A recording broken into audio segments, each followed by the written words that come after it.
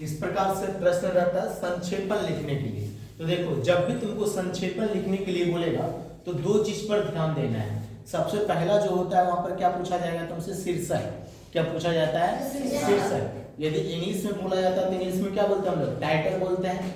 क्या बोलते हैं? टाइटल।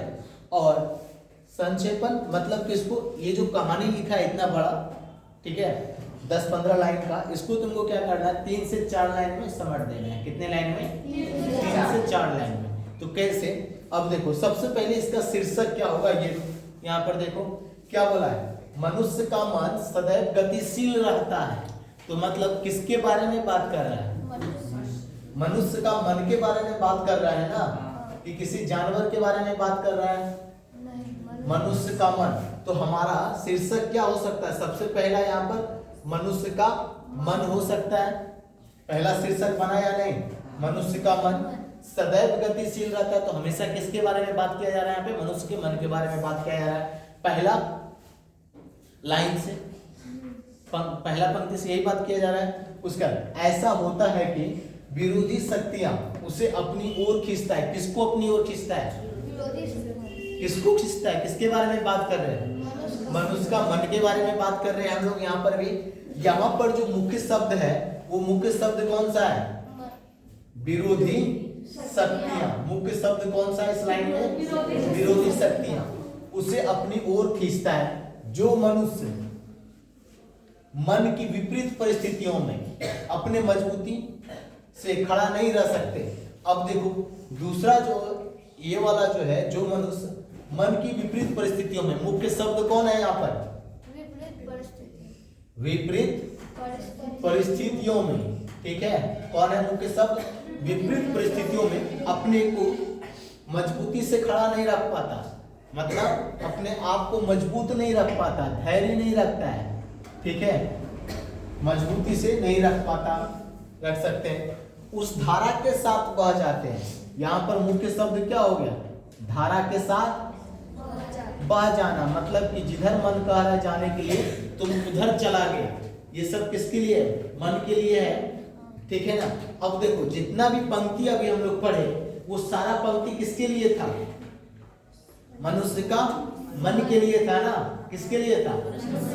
तो हम शीर्षक यहाँ पर क्या लिख सकते हैं? जो हमारा शीर्षक होगा वो क्या हो जाएगा? मनुष्य का मन। क्या हो जाएगा? मनुष्य का मन। तुम लोग को भी इंग्लिश में जो बोला जाता है लिखने के लिए यही बोला जाता है कि टाइटल लिखो। तो टाइटल क्या लिखेगा? जो वो स्टोरी जिस पर डिपेंडेंट होता है, जिस पर आधारित है, उसी को हम लोग क्या करेंगे? टाइटल लिखेंगे। लिखेंगे या नहीं लिखेंगे? अब मनुष्य के मन के बारे में बताया है कि क्या विरोधी शक्ति जो होता है, विरोधी शक्ति की ओर क्या होता है? मन बहुत जल्दी आकर्षित हो जाता है, होता है ना। वही चीज बोला, खड़ा नहीं रख सकते हैं और उस धारा के साथ बह जाते हैं। मतलब कि धारा के साथ बहना, तो इसको क्या बोलेंगे? मनुष्य का मन के अंदर में यदि कोई इच्छा है, उस इच्छा को पूरा करने के लिए क्या होता है? उस इच्छा की ओर चला जाता है। तो सबसे पहले यहाँ पे जो लिखेगा, अब कहानी लिखो छोटा सा 3 से 4 लाइन में। मनुष्य का मन सदैव गतिशील होता है। तो गतिशील के बदले दूसरा शब्द का प्रयोग करो। कौन सा शब्द बोल सकता है? चंचल बोलते हैं ना। तो क्या लिख देगा? मनुष्य का मन, मनुष्य का मन चंचल होता है। चंचल होता है। अब देखो मनुष्य का मन चंचल होता है तो मनुष्य के मन के अंदर में क्या जगता है? इच्छा जगता है ना। कोई भी चीज करने का क्या होता है? इच्छा जगता है। और इच्छा जगने के बाद ही हम लोग वो क्या करते हैं? काम करते हैं। करते हैं या नहीं करते हैं? करते हैं ना। तो अब क्या उसे अपनी ओर खींचता है। तो कौन खींचेगा? विरोधी शक्ति। तो विरोधी शक्ति को क्या कह देगा यहाँ पर? इच्छा। क्या बोलेगा? इच्छा। तो क्या लिख सकता है तू? मनुष्य के मन, मनुष्य के मन के अंदर अनेक इच्छा शक्ति उत्पन्न होती है। क्या बोलेगा? इच्छा शक्ति उत्पन्न होता है। मनुष्य के मन के अंदर अनेक इच्छा शक्ति उत्पन्न होता है। ठीक है। विरोधी शक्ति मतलब इच्छा शक्ति धारा के साथ बह जाते हैं, वे कभी उद्देश्य को पूरा नहीं कर सकेंगे। ठीक है। इसके लिए तो यही कहना उचित होगा कि वो जीवित रहते हुए भी क्या है? मुर्दा है। तो अब देखो, जो विरोधी शक्ति उत्पन्न हुआ, तो मतलब जो इच्छा शक्ति उत्पन्न हुआ, यदि जो उसके साथ चला गया, ठीक है, मन की इच्छाओं के साथ चला गया, तो वो कभी भी क्या नहीं होगा? अपने उद्देश्य को पूरा नहीं कर पाएगा। तो क्या लिखेगा यहां पर? जो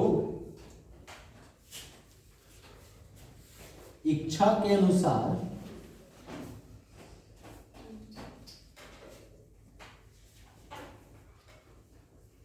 कार्य करते हैं,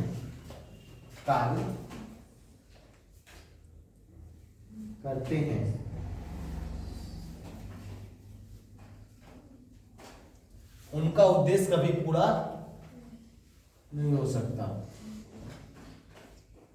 उनका उद्देश्य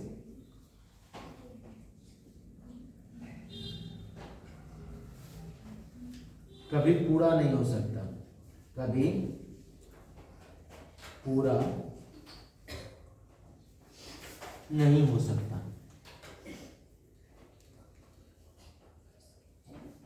ठीक है। और पूरा नहीं होगा तो क्या हो जाएगा?